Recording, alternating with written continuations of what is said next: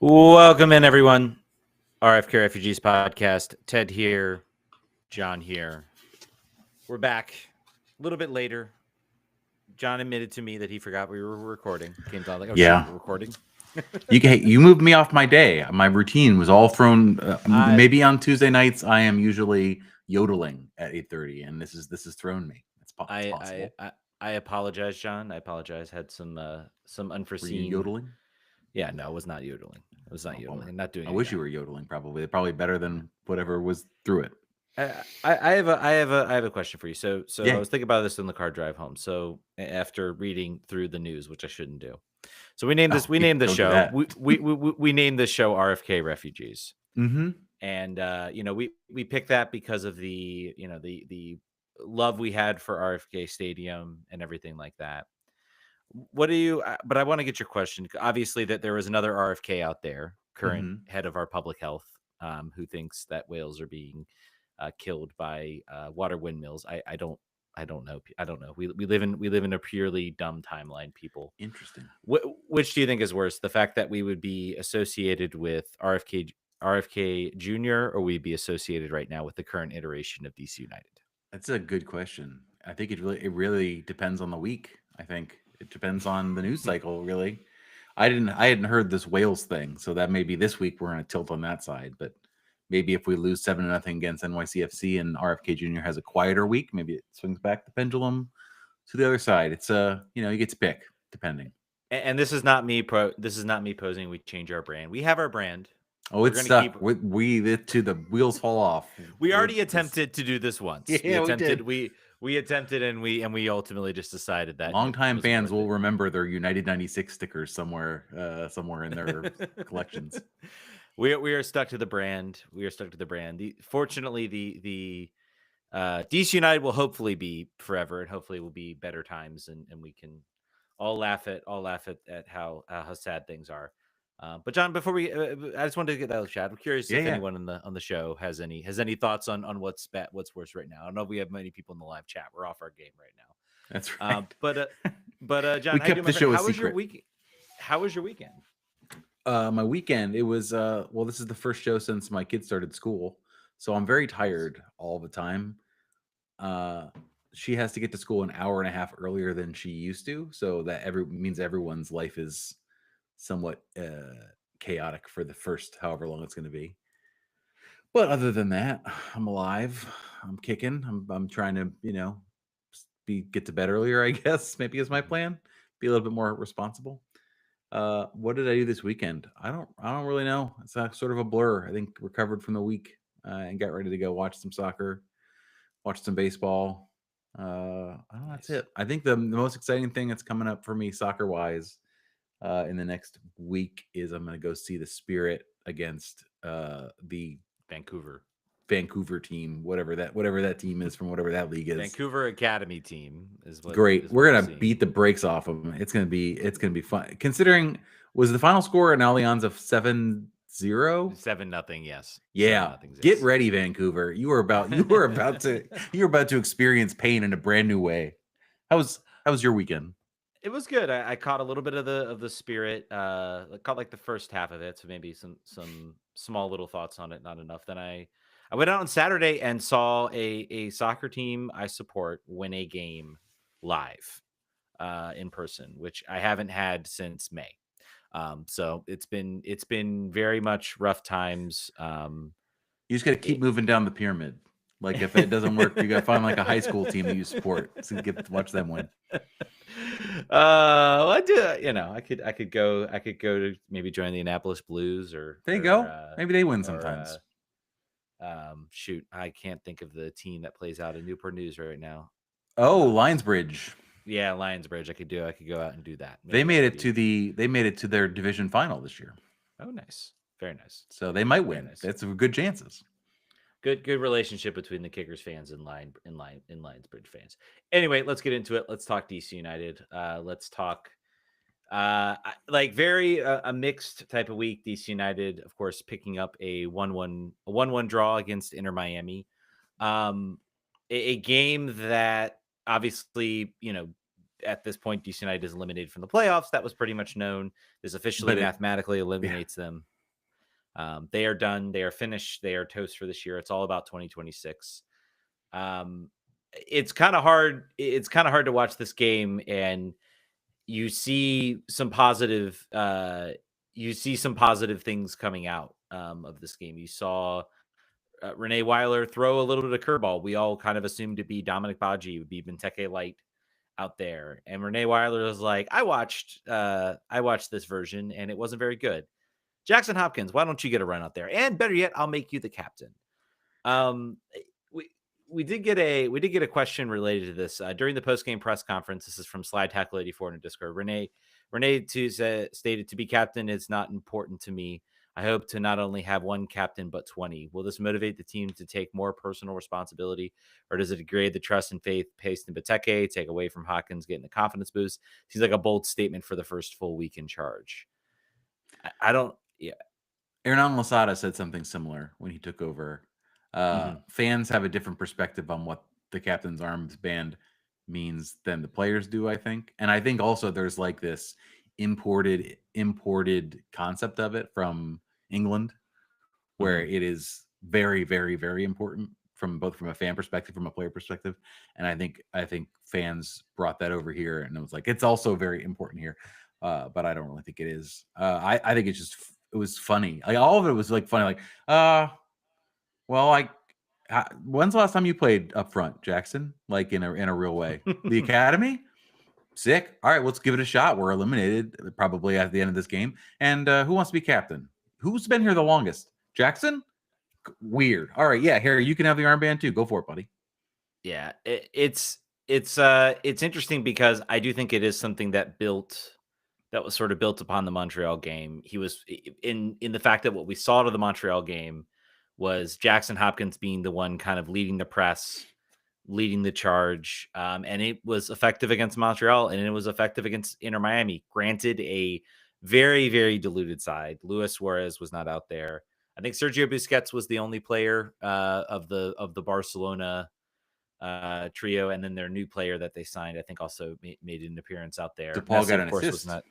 Yeah, DePaul got an assist. Messi, of course, was not out there. So this all the positives we're going to draw from this can be taken as a massive grain of salt, considering this was not a Messi Inter Miami type roster. This was very much a rotated roster. They have a game, I think, coming up tomorrow against Orlando for Leagues Cup semifinal. So they have more important things to sort of fry on their plate than a game against a bad DC. I will, however, there's a slight correction. Luis Suarez did play and played 30 minutes. Sorry. It's okay. Okay, sorry. Busquets played 35 minutes. DePaul played 30 minutes. Kramaski was a player that up until this year was considered a starter. Fafa Pico played the whole 90 minutes. So I would say this was a diminished side because we only got but this is they could have played a worse side. So I think that it is certainly don't get it twisted. Don't think this is the beginning of a big turnaround. I don't think we're not alluding to that whatsoever. And maybe it is a little bit just from a perspective of, and we can talk a little bit more about the choices made by the coach. But they were trying. Like this was a team that was trying to get. They were clearly thinking they could go in half in and still walk away with 3 points, and they were wrong. But some good things to build on, I think. And I think most excitingly for me and you is that it will be easy for a manager to come in to this situation and kind of just coast, just sort of coast and say, well, whatever, it's not really a big deal. And it really isn't. I think now he's very much like, all right, well, all I can tell you right now is what hasn't worked. And he has already admitted the deficiencies in the side. And he said, compare our bench to their bench. Like we're not even in the same zip code. However, I'm going to try different things. I'm going to put Aaron Herrera up front again. I'm going to give Jackson Hopkins an opportunity to start and play up front and captain the side. I think that's at least we have to watch these games. Yes. So for us, wonderful. I'm very happy that he's not just saying like, yeah, throw it out there again and we'll get done with this year as quick as possible. Yeah, and Jackson Hopkins is now that's like becoming a bit of a story. That's like at the end of the year, what I want, I want something to build upon. Like it just for so long, it's been just just terribleness and awfulness amongst the roster. And now I'm starting to get these little signs of things to build on. I found this lineup kind of funny because I felt like it was like, well, here are the 11 players of the players available. These are the players that have, I quote unquote, had the best season, or the, certainly the most talented. Aaron Herrera's maybe struggled this year, still an incredibly talented player. Sheneg's been good. Okay, we can have some qualms with the back line. Antley's been fairly decent up there. And then rather than just trying to say, well, we'll just throw Benteke Light, he says, nope, we're gonna throw Hawkins up top. We'll play Herrera out there. And honestly, it looked pretty effective. And then, Matty Peltla as well, I thought had a good game. He did. Kojima got a little bit more spark, had a pretty nice opportunity. Even Jacob Murrell had a I couple was going to chances, bring him up. one of which was offside. I appreciate Renee trying out some different things. I look back. I look back. I think Troy Lesane was still given a raw deal, but it definitely felt like he was out of ideas or Yep. felt like he couldn't maybe make these types of moves that Renee. So maybe he was kind of hamstrung a little bit. He's like, well, I'm saving my job right now. So right now it's like attrition. And then if I'm around here, we'll get Laquinhos in here and maybe we'll be good. And then, obviously Yeah, the team went a different it's like direction. he was because he was playing for his job there, he was not inclined to make bold choices. Like it's better to Hmm. fail making the conventional choice in that case than be like, Jackson Hopkins is now the striker. Aaron Herrera plays right wing now. That's not something typically if you did that and in the position where you're about to lose your job, everyone would be like, oh, he is just reaching into a bag and pulling out names at this point. Yeah. It does tell me that I think there was, I think Renee did his homework on this team. I think he watched the games. Maybe while he was doing this, he was maybe picking up on a couple things. Maybe watch some games from last year to kind of like prepare himself up. I think this guy's not coming into this completely blind. I think he is doing his homework. He's trying to come up with some ways to make this team look a little different. They brought back a press. They out created, despite not having the possession, out created Inter Miami in that first half. They were all over them. Probably should have been 2-0 heading into that second half with a couple nice opportunities. It still blows my mind that we don't know anything about this man. Yeah. I don't know what his voice sounds like. Like in a world in which there's nothing else to talk about from a media perspective at all, like end the season, you don't talk about games because the team is bad and stinky and they just got eliminated. Wouldn't it be really easy to just be like, all right, we're gonna do a 20-minute sit down, like a friendly team sit down with the coach and find out about his life, introduce him to the fans. And there's just they haven't done it at all. It's like the biggest slam dunk. It's wild. It is really wild to me. Yeah. By the way, Matty Peltola, Footmob's man of the match, won the most duels of any player. Won 9 duel. They said 8. I believe I saw the in on the DC night had 9 duels won. So that's the player I'm going to kind of watch because he's a player that I think very highly of. I still think could be a really good center midfielder for this team. And one of those players that I'm like, I mean, this is a player that was highly touted when he came here. I think he could be a good player. I just think maybe the coaching situation, it was very clear what for whatever reason, uh, Troy the Saint preferred Boris Enow over Matty Peltola. And I think we're seeing that Peltola certainly has a little more of the sort of calm qualities. He gets the assist, a fortunate assist, mind you. That was definitely more Hopkins recognizing the advantage, but it's an assist nonetheless. I thought he had a very strong game. Again, I've talked about Kojima. Obviously, Hopkins gets the goal. Just a really, really nice strike. I don't know if there's anything else you can really say other than he picks it Nope. up, makes a nice first touch, strikes it into the back of the net. And then, yeah, you want to talk a little bit about Jacob Murrell. He came out in the second half, probably the most prominent player to come Yeah, out in the second half. a guy who has been in witness protection for months at this point. I think it'll be interesting to see, where does this new coach imagine he fits? Because Mhm. it appeared now multiple coaches have said, I don't think you're a 9 at this level. Maybe you'll play the wing. and that'll be and that's probably still where he's going to stick in this new configuration. But he, was driving towards the goal. He had something to prove. We never know what these players, what their opinion was of Troy and what their opinion was of where Troy saw them and how he viewed them as players. But he seemed to me similar to the way Maddie seemed in this game, and similar to how Jackson has played with this opportunity. Players that seem to benefit the most from a fresh slate. Mhm. And also, to your point again, we're looking for something to be excited about for the rest of this season. And it is all down to what youth players look like they're going to make a step. They didn't really make it during the year because here is where we are. But there's nothing else to play for except for that. So hopefully over the next 2 months, all those players continue to keep taking steps forward. Yeah.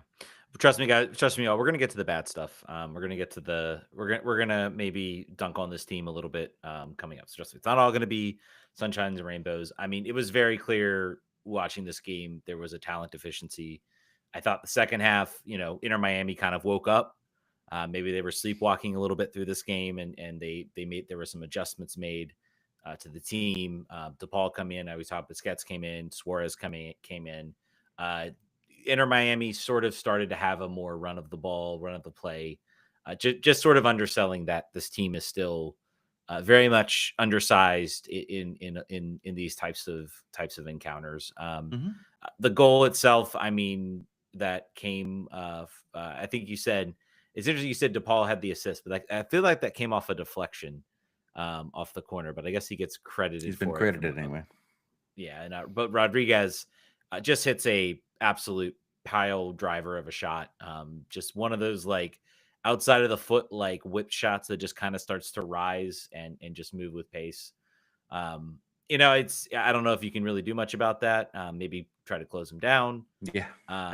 But other than that, I will say too, another player to me that again that continues to just kind of have these performances that stick out is Barraza in goal. It's like it's really feeling difficult to imagine how like June gets back onto the field this year.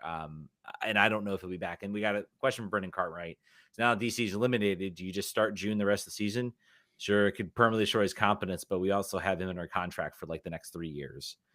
Um, I do not. I don't know. I think there's a chance he will get another shot. I think there's a chance maybe you will see him get maybe one last shot before the year closes out. We got a lot of games left to go. We're out of the playoffs. We're done. We're cooked as far as that's concerned. Um, so but as far as starting the rest of the year, I mean, maybe if there's a little bit of a mood shift, maybe you can get him some confidence. I don't know. I don't know. What do you think? Do you I do think you keep it going with couldn't Barraza hurt. or Mhm, I would give June more opportunities than he got since he was benched. There's just no mhm, reason, like literally no reason to. Yeah, you do need to figure out what you are going to do. If Rene is, I think if he doesn't start in the rest of the season, they're going to move him in the offseason because he's got no use for that. A player he can't use that has no confidence.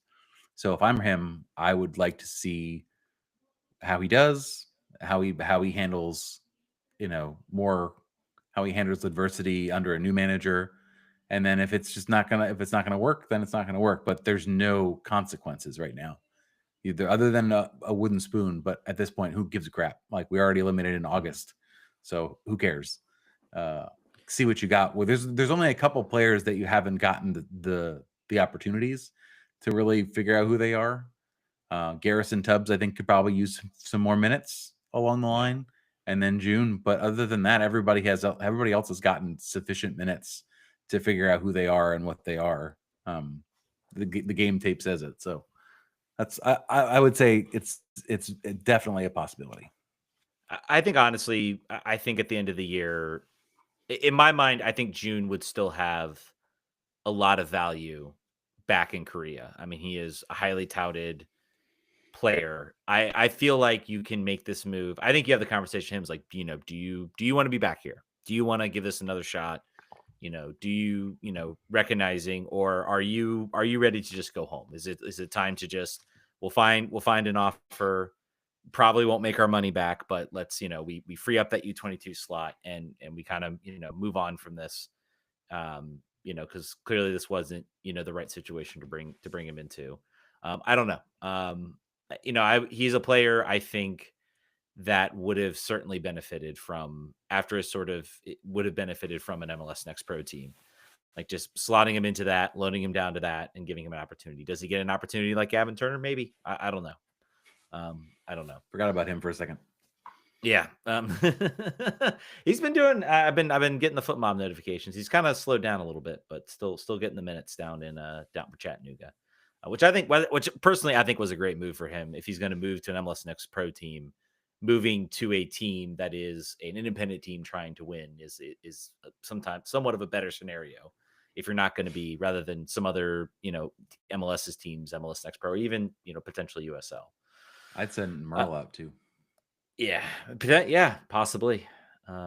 Possibly. But I think right now, I would not be surprised if eventually maybe we get closer to the end of the season. I don't know where Chattanooga sit in MLS Next Pro. But there may be a chance he comes back depending on when their playoff starts, and maybe there's some last minute runouts for him just to kind of see how he looks. Anything else maybe we want to talk about for this game? And any other items we really want to bring up? Other than the crowd noise or Oh lack yeah, thereof. let's talk about that. Yeah, this is watching this game. It's so painfully obvious. There's no drums. I think it's been mentioned on a lot of the on Reddit. It's been mentioned a lot that the crowd is basically dead. I think. I feel like for a lot of fans, this year has really just been like it's been the straw that's broke the camel's back. A lot of fans are Yep. leaving. A lot of fans are talking about they're not going to renew next year. Which again, I say smart move. This team's given not even this performance would make me say, oh, maybe they'll be good this next year. You should buy season tickets. No, let them earn your trust back. I think that's going to be the big thing with a lot of this organization. So yeah, crowd noise was bad. It was a lot of Miami fans at this game, a lot of pink nestled in, a lot of conflicting cheers when there would be things that would go against Miami. It was certainly very much a loud crowd. It became somewhat difficult to sell. It was pretty loud too when Miami scored. So it was loud when Jackson scored, but also kind of loud too when Miami scored. So it was Just it was things definitely, happening. There was a bias towards action at that more than anything else. There yeah. are not. So there are 1, 2, 3, 4 games left at Audi Field the rest of the season. One of them is a friendly against Mhm. America, which is going to be loud, but not with DC United fans. I will be there. I will be there. So Okay, well, with one DC United fan, that's good. I That's don't know, good. man. I got an And America jersey. Maybe I'll make up my oh, mind. I'll bring both and make well, it up. wouldn't be No, the I'm first kidding. time you've been in Audi Field wearing another team's jersey, would it? Now, Ted. I'm kidding. Uh-huh. Richmond's different from Club America. So I'll listen. You better. All right, and then no, Orlando. maybe Go I'll ahead. pull. I don't know if you watched the wife thinks I should do this. I don't know if you watched the USA. It was a USA Mexico game, and it was like the guy was wearing like a Mexico shirt, and then like the US scored, and the camera caught him, and he like took off the Mexico shirt, and he had like the Club America or the Well, why don't US you shirt just start underneath. with the Club America jersey? If in that case, as soon as the whistle starts blowing. I just hope I just hope that game. Please tell me that game is not going to be 7 or 8 academy player.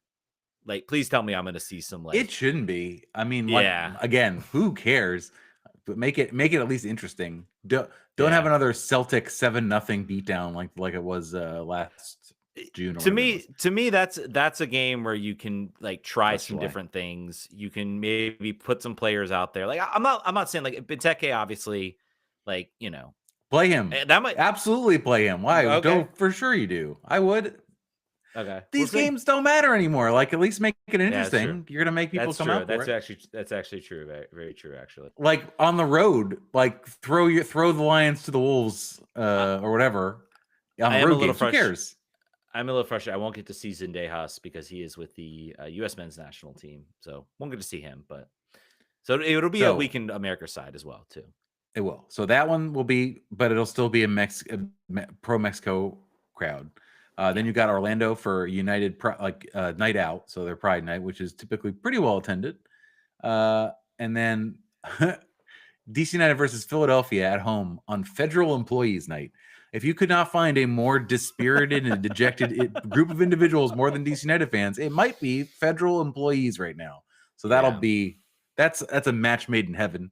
And then the last home game of the season is Charlotte that next weekend. So uh, basically, I say all that to say, next game is going to be loud. But if you're watching on TV, the Orlando game won't be very loud. The Philly game will be extremely quiet, and the Charlotte game will be quiet. So that'll be a better barometer of the vibes of the fan base versus the Miami game where you had, a pro goals being scored audience. Yeah, very much a casual audience. People trying to see Messi, and the Messi would not be there. We had a question from the chat from Todd on Facebook. Says, when does Clark start? Well, Clark got a concussion in in training because there are 9,000 black cats that just zip back and forth in front of DC United at training. This year, Sideshow Bob stepping on the rakes over and over again. It's just like if a constant barrage. We didn't get to even really talk about this. Why this move pissed me off. Like with further info coming out, he's under contract the rest of the season. Then there are club options. He's not under contract specifically through next year. So we've paid this money to make a decision on this player when we've given ourselves a couple minutes basically to do that. The Montreal got 7 times their initial investment for the player being on the team for a year and a half. But also they kept the sell on. And the reason why there was so much confusion around where he was going to go is he wants to go back to Germany, and he's already gotten interest. So we are the way station for this player. As soon as he can get a flight out of here and go back to the Bundesliga or even Bundesliga 2, he's gone. And we paid this money so I guarantee there's just no chance unless this player falls completely on his face, in which case it would be very much our style to pick up his option for the next 2 years. If he embarrasses himself, we'll just be like, this, you could just stay here. You found your level. This is good for you. But if he plays well, he's gone, and we paid this money. At least it's not GAM, it's just cash. It's the owner's money that is no longer here, so I don't really care so much. But it was very strange. It was the fact that the coach, Rene, saw him against Montreal. I was like, oh, I like this guy. We'll see what we can do about him. Is he available? We can make that happen. So this is a player it's not a long-term fit necessarily. We don't have a long time to decide how he fits into the roster. He's already injured. We don't know how long that will take. It's just a really bizarre signing. I saw you made a face about the investment originally. What's your nit? Well, I think you're right. Was it an overpay? Sure. I do, I think the last investment was a draft pick and $50K in GAM. GAM is going to be different, like as far as like a value stake. Even $50K in GAM is going to be different. If we had given up $700K in GAM, I would have been extremely upset about this move. I'd be like, this is an absolute waste of money. Again, $700K. That's 1 3/4 Kojimas. Yeah. I do wonder, I think DC gets this. They probably go ahead and just exercise the option on his contract. I know he obviously wanted to make that move to Europe. I do wonder, how much. Certainly, there was interest when he, blew up in 2020. I sometimes wonder, I feel like a lot of players kind of judge the interest in Europe maybe a little differently. I think if he blows it up, if he plays extremely well, I mean, there will be a massive. I know Montreal kept a little bit of kept the sell on, but there's still a sizable amount DC could get for this player. And if he blows it up and does extremely well, maybe the 700,000 looks like a portly, a small investment. I think the more likely scenario is that he is average. Maybe he gets a few assists, maybe he contributes a little bit. And I think maybe he moves on to another MLS side because that's just kind of what happens. And so you think we don't keep him? We don't pick up his option for 26? No, I think we do. They would pick it up for 26. You mean so maybe he goes on from there to another MLS team? Yeah. I think eventually they pick up his option for 26, 27. I don't think he will. I think this team is going to, unless he needs to recognize that these moments, these games coming up are extremely important for him to justify the confidence in the coach, to justify what he's going to bring next season. And to try to get And out of town. yeah, and to try to get out of town. Like he's on his third MLS club since 2022. Like he was at Minnesota, he then was moved to Montreal, and then so there starts to be a pattern about kind of how he's been moving. I still haven't It gone back to watch the Montreal game to see what Renee kind of saw in him. I feel like that was maybe just a name he recognized from moving to Europe and how good he looked in 2020. So man, I don't know anything about him. I feel like a young player that moves around that much, like it does not reflect well upon. Usually, this is vague guessing, but usually there's like a work ethic problem, or there's like a professionalism problem when a player has these options and can't stick anywhere and just keeps moving down the pyramid at a really young age. So I don't know. I don't know anything about him. I don't know if there's any I, rumors of that at all. I was listening. If you ever listened to the Total Soccer Show, Jeff Reuter, I believe on the Total Soccer Show, they're talking about the winners and losers. Obviously, we were highlighted Were we as a a loser? loser I in can't the believe it. transfer market. Yeah, no. They said the car clay was an underrated trade, and maybe no, they were completely panning that on multiple levels. But the what Jeff Reuter kind of said was like this feels a lot like Juan Agudelo, who burst onto the scene, had so much talent, and then just got kind of like bounced around MLS sides from, I think he was in New York, then he was in New England for a little bit. Then I honestly would have He's to good look at at the clubs that, USL championship. yeah. He's like a 10-goal scorer. He found his Oh, I'm level. sure. I'm sure he's fantastic in USL. But that's kind of what it feels like for this player. So, and you also recognize he thinks he's better on the ball than maybe than Jeff Ruder thinks he is. So, I don't know. That's certainly a player to watch assuming he gets concussion clearance. Otherwise, I think he very well could have been out there, maybe either in place of Prani or probably potentially up top. Maybe Jackson Hopkins slots in. Maybe there's a little bit No, of you a different can't do that lineup. now to him. Now he's a hot can't not play the hot hand. Well, he slotted back into the midfield and had a pretty good link up uh with um with Jacob Murrell. So Jackson Hopkins going to screw around and become the leading scorer of this team in September. Just going to keep yeah, starting, keep scoring.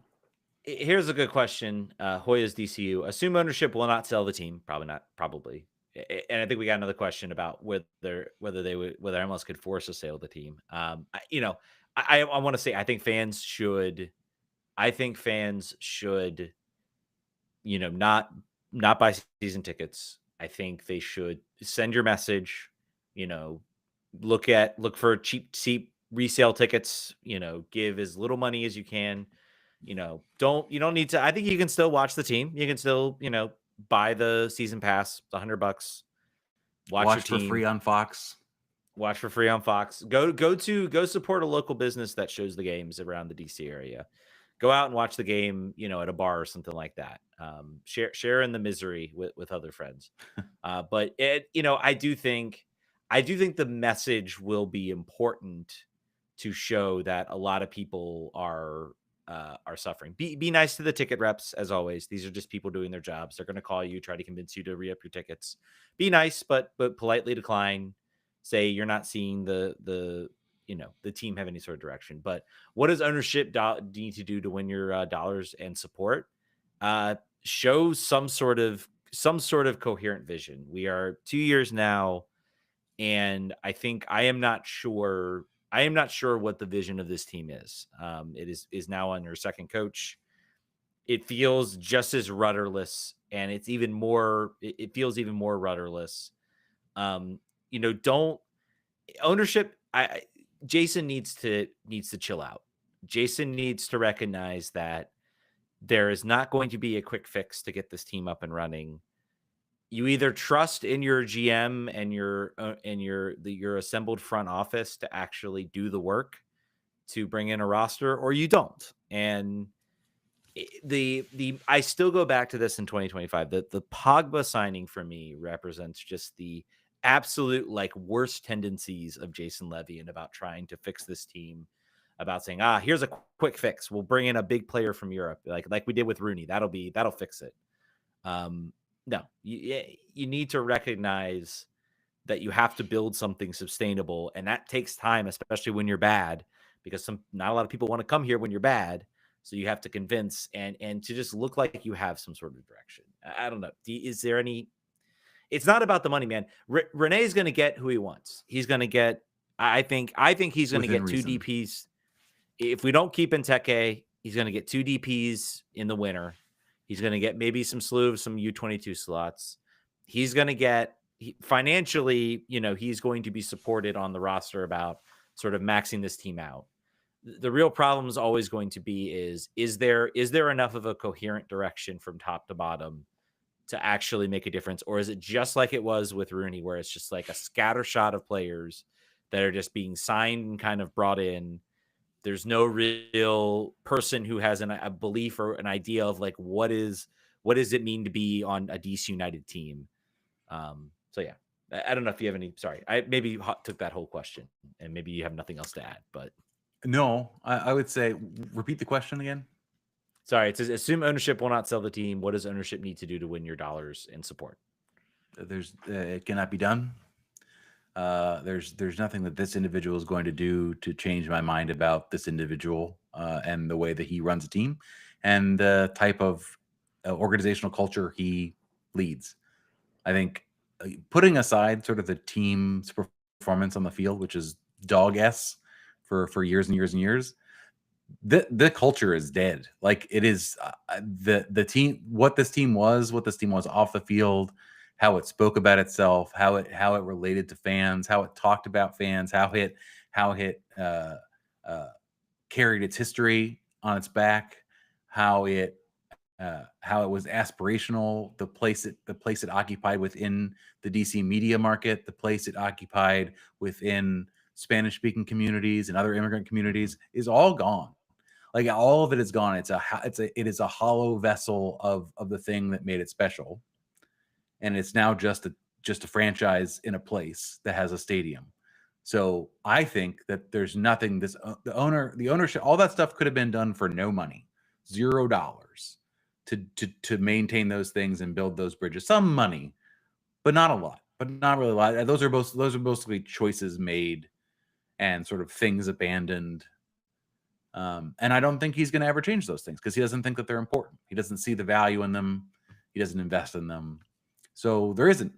I would like to see him sell I'll still love the team in spite of all that forever, and we'll do this podcast and whatever else. But like, it won't get better until he's gone because he doesn't have the understanding of what made the team what it was, the value to the community that it provided. He doesn't have he just doesn't get it. He never will. And that's all there is to it. Yeah.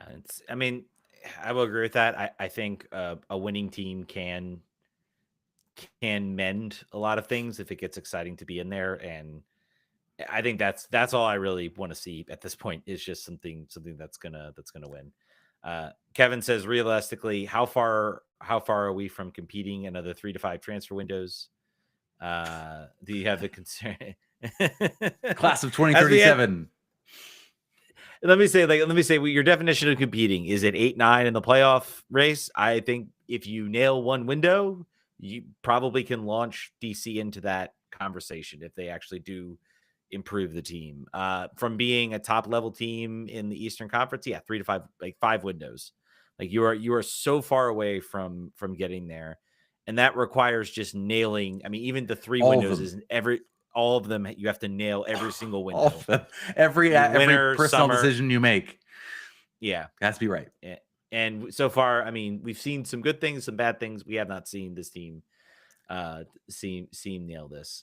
They haven't had a perfect window since the last season at RFK. The summer window at RFK. That's the last time they've had a perfect window where all the acquisition choices were right, all of the players going out were the correct choices out. It's been that long, so that's at least my. We could break down the windows, but that's the last time I felt like, oh, that was. I would call that ambition. I would call that like bold ambition. When was that? This is Areola, Knaus, Zoltan. Yeah. That was the last time they're like, oh, we're going to buy 3 starters and they're going to be ready to go. And they're going to be here for a while. Ever since. Yeah. Yeah. Um, Brendan Zabrowski, do you think Hopkins will continue to line up close to the goal, or was it a lineup out of necessity? I'm going to say out of necessity. I think you will see. I think you'll see Benteke back out there. I think you'll see Hopkins on the field. I think you have to keep rewarding him because he played well. I think it'd be I funny would if they like. don't, and there's fans that are chanting his name, then they're like and booing Benteke every time he touches the ball. Boo! I don't think the energy will be there No. as much for DC. And then Keith Slack says any way MLS can force Levian to sell due to sheer incompetence and mismanagement of what has been a flagship franchise.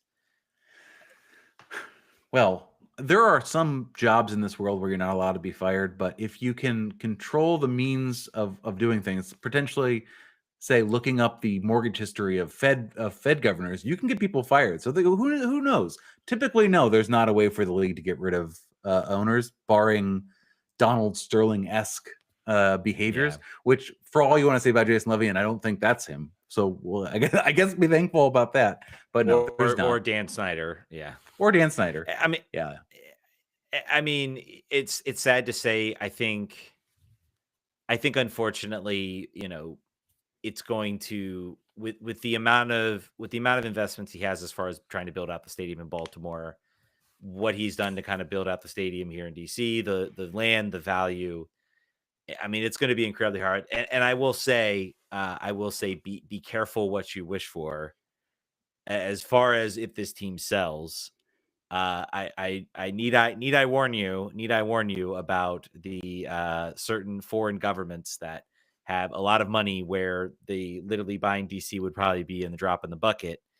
And MLS has stated that they are open to it. I have a great fear. I have a great fear that what would finally just kill this team off for good, and I don't know if I would feel comfortable doing a podcast about it. I don't know if I'd feel comfortable really rooting for this team anymore if this happened. But the public, the PFI public, investment fund out of Saudi Arabia, the team was already. I still think about that trip out to Saudi Arabia, and I still wonder if there was maybe a move by Jason uh to maybe try to get the Saudi government to invest in the team and to maybe bankroll the team a little bit, if maybe that was part of a move to do that. And it was so visually repulsed by the fans. It was, talked about a lot in the media, and maybe he just said, no, maybe no, let me see if I can still run this thing and still find other owners.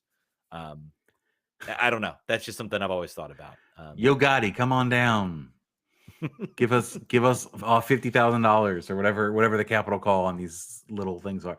That's the other thing that would change my mind about him a little bit is if he made a call for new investment, raised capital, and diluted his own shares to bring in somebody that had real game changing money, and then just under if he took his leadership stake down to like 30%, or he and Kaplan both gave some and did that, and then brought somebody in at a co-equal or slightly below level with a big cash infusion, and then that would be great. But the problem is that he wants to keep the highest share possible. He wants to build these two stadiums, and only then can he turn this whole. I have created an ecosystem for which you to build upon, and I will take the full percentage that I am owed, and then go along and finally become the guy. Because I always talk about Levian as the owner with no money, the broke owner. Mhm.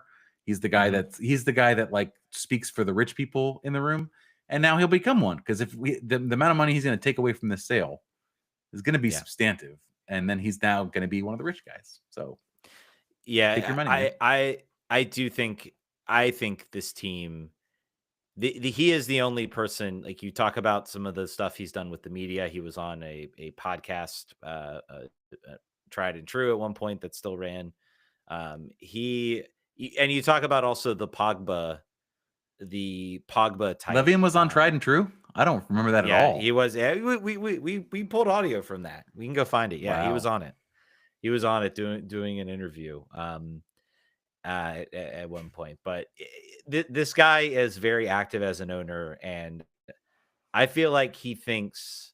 I feel like this year he was like, I'm going to bring in a guy I like in Ali, but I'm going to have him do all the stuff that, like, I don't have time to worry about. Make some of the other signings, do the scouting. bring in the players. But when I see a big move, that's when I'm going to take action. And I think he's a very involved owner, and I think again it's pure incompetence in a lot of ways in how he's kind of run things. It would have to be a wholesale change in his personality. And like you said, yeah, I don't think he will do it. Do I think things on the field could get better? Yeah, sure. I think they could get better. Um, teams Montreal has an equally bad ownership. They've still managed to find their way into the playoffs when they let some people and then there are actually some good decisions that happen on the field. Um, this Sometimes things can't.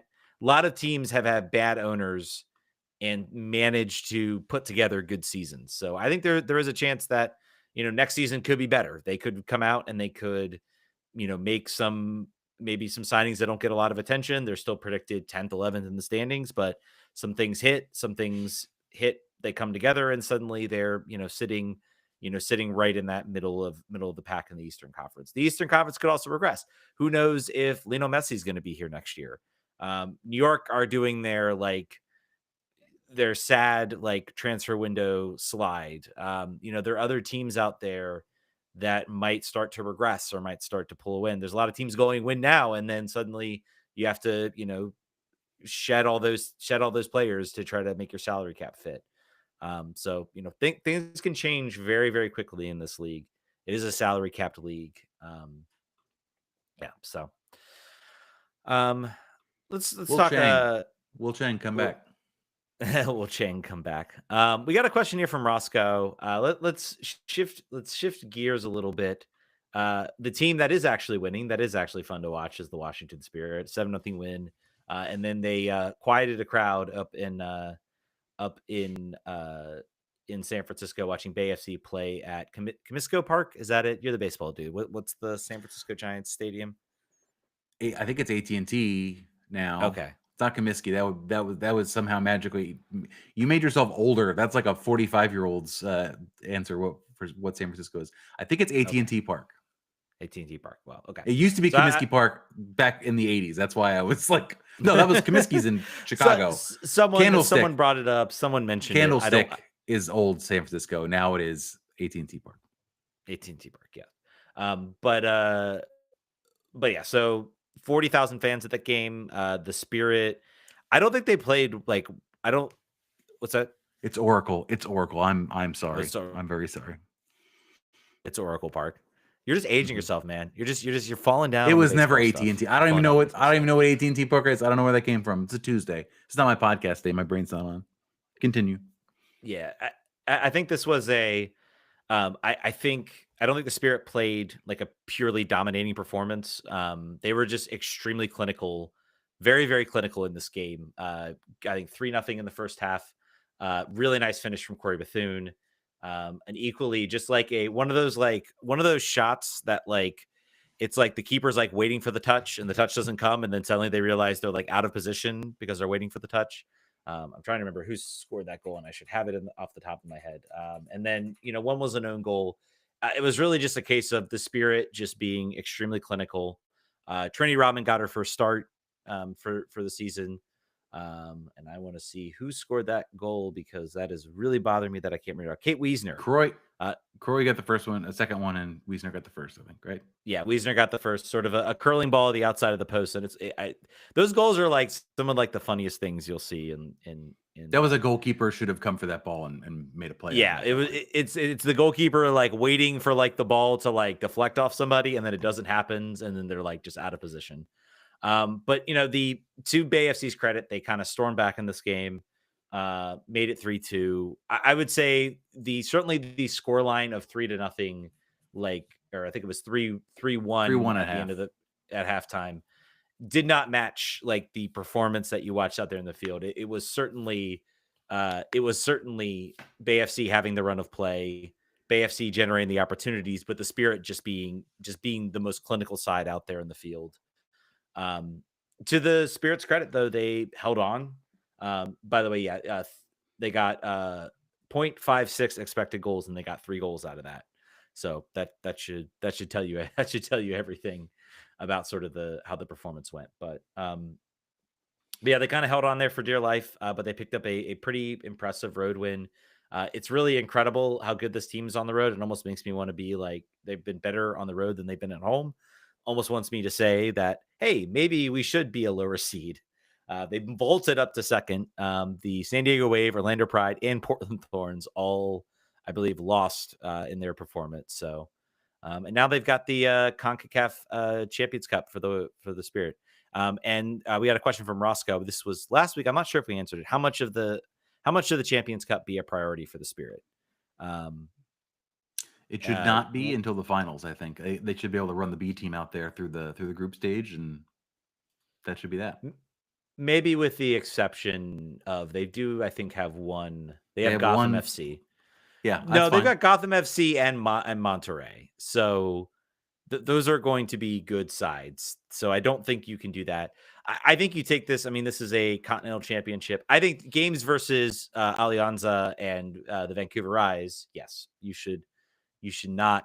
You should not be playing your A squad there. You should definitely be playing your B squad. You should have even brought Trinity Rodman and Croy Bethune down to Alianza. They should have been able to kick their heels up back at home, but they brought everybody. I don't know, man.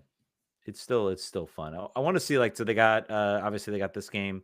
They'll have Gotham FC Wednesday, October 1st. And then they will then get their home match against Monterrey. So they've got a couple tough matches coming up. Oh, that's it. So they only play each other once. That's interesting.